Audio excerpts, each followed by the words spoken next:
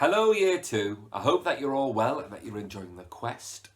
I'm going to read two things today. I'm going to read a poem by my favourite poet, Michael Rosen, called Eddie in the Supermarket. It's a poem that we've enjoyed in Year 2 before, and it's from his book, You Wait Till I'm Older Than You. I'm also going to read a chapter from Tales of the Fourth Grade Nothing by Judy Blume, which was our chapter book in 2Y before we broke up. Fortunately, we didn't get to finish it, but hopefully we'll be able to do that one day. You can tell that it's a very well-worn and well-loved book. I've had this since I was 8 years old, and I've enjoyed reading it lots of times ever since. The chapter's called Just Another Rainy Day.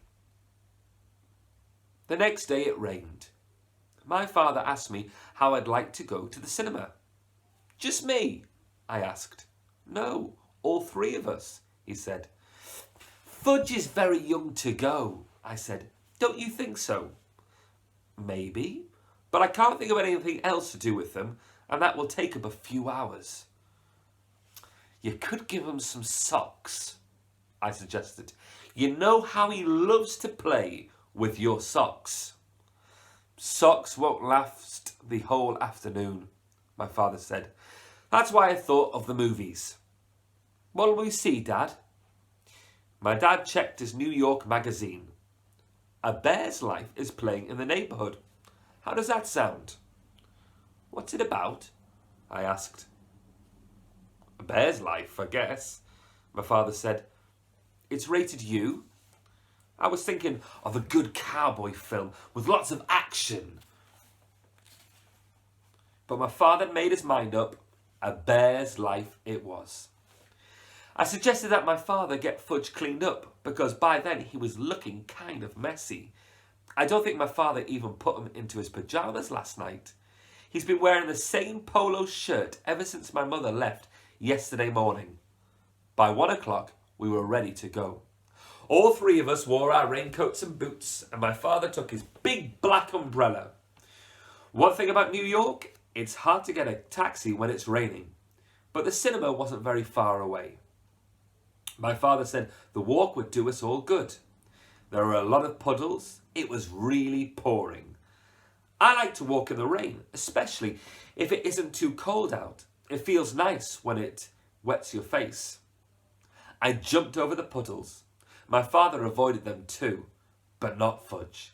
He jumped right into every one and splashed around like a little duck. By the time we got to the cinema, the bottom of his trousers were soaked. My dad took him into the men's room.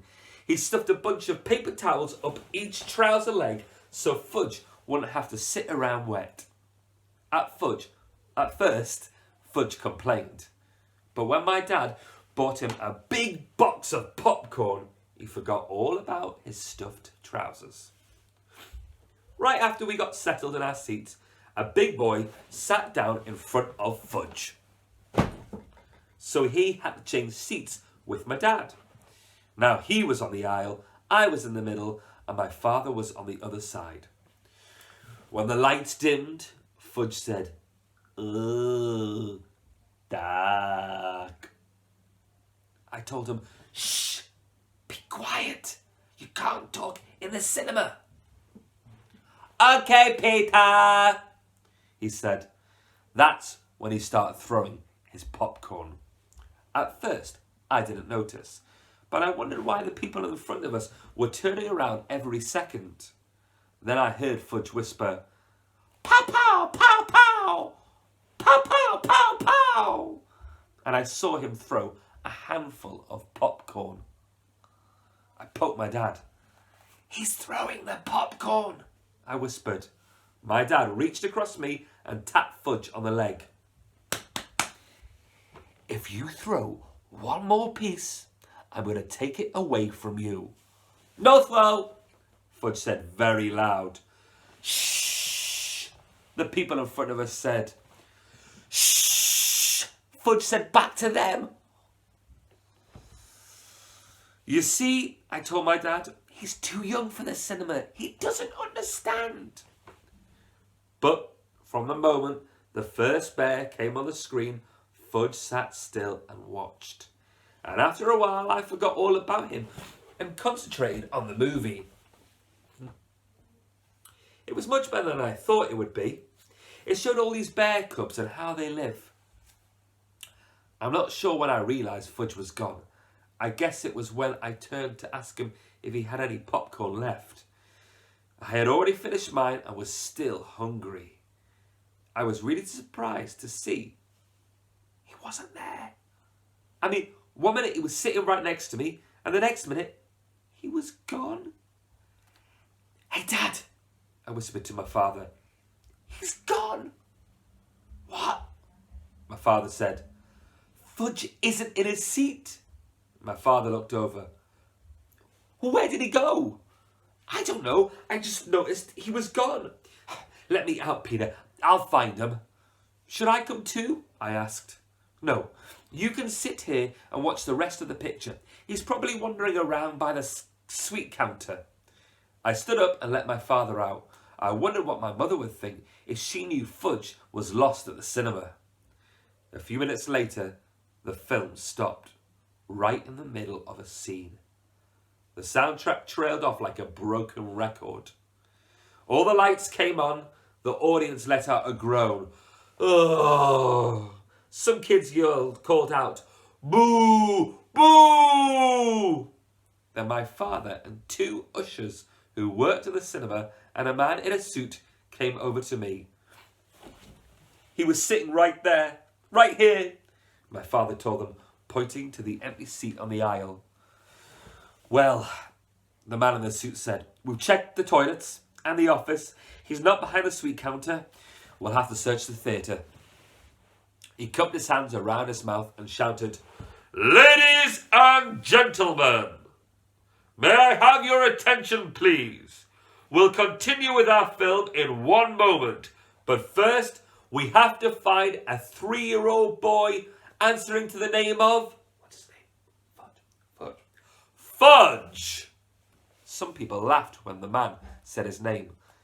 I guess Fudge does sound funny if you're not used to it. I thought maybe he's been kidnapped. Wouldn't my mum be mad? "Oh, that crazy kid, you couldn't even take him to the cinema." Then I thought, who'd want to kidnap him anyway? "What should I do, Dad?" I said. "Why don't you walk up and down the aisle and call him, Peter?" "Okay," I said. "Here, Fudge," I called, starting down my aisle. I sounded like I was calling a dog. Come on out, Fudgy." When I got down to the first row and called, "Here, Fudge," he popped out at me. He scared me so bad, I yelled, "Whoa!" "Hi, Peter," he said. "Hey, I found him," I called. I found him! Here he is!" I then turned to my brother. "You fool! What are you doing down here? And why are you sitting on the floor?"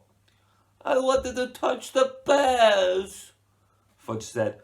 "But bears all gone." He spread out his arms and said, "All gone," again. My father and the ushers and the man in the suit ran to us. "Fudge," my dad said, scooping him up. "Are you all right?" He wanted to pet the bears. I said, "Can you believe that?" "Well, I guess we can continue with the film now," the man in the suit said. He cupped his hands around his mouth. "Thank you, ladies and gentlemen. Our young man has been found safe and sound. Now we return to the end of A Bear's Life." My father carried Fudge back to our seats. He held him on his lap for the rest of the show. I guess he wasn't taking any more chances. Later, when we got home, my dad explained to Fudge that films are like TV. It's just a picture. There's nothing to touch. Fudge listened, but I don't know whether he believed my dad. I had the feeling he still thought those bears were in the cinema somewhere. I made up my mind. I would never take my little brother to the cinemas again. Ever. At least till he was about 9 or 10. And I think now I'll read a poem by Michael Rosen called Eddie and the Supermarket. Shopping with Eddie was a nightmare. I lift Eddie up and squeeze him into the seat on the shopping trolley. In you get, little fella. So he goes rigid. He turns himself into a little fat iron bar that can't be bent. I can't push his leg through the spaces. In you get, Eddie. Push. I said, in you push. Get Eddie. Squeeze. Slowly, he lets his legs relax. And I unbend them and thread them into the trolley. And off we go.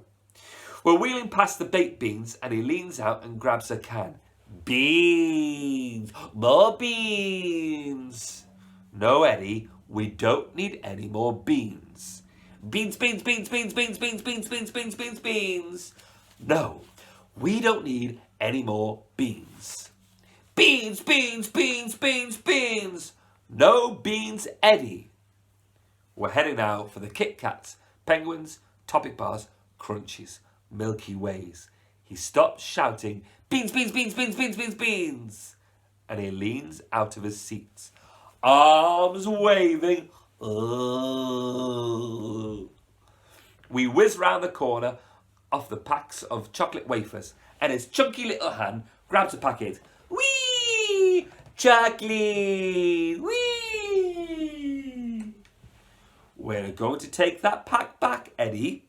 We're going to take that pack back. Then there's an explosion.